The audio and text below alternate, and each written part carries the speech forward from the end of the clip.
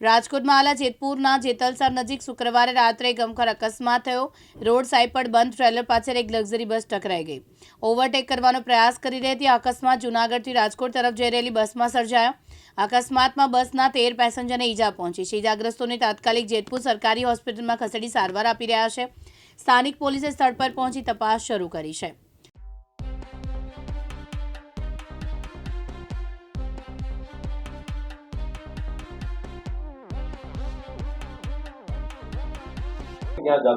અમે જુનાગઢ થી જેતપુર આવતા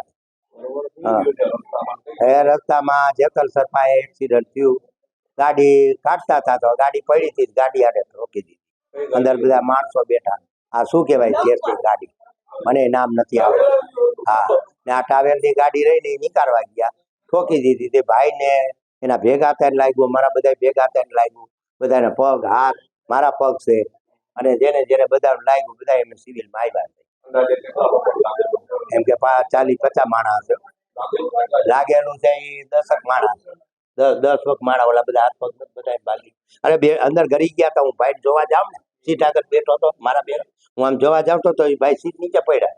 મેં ભાઈને કીધું, ભાઈ તમને લાગ્યું કે ના? તો મેં ઊભા થઈ જાવ, સીટને આમ કરી આમ, આ સીટ ભેગી થઈ ગઈ। આ સીટના આશીષ પાટડિયા, દિવ્યાંગ ન્યૂઝ, જેતપુર, રાજકોટ।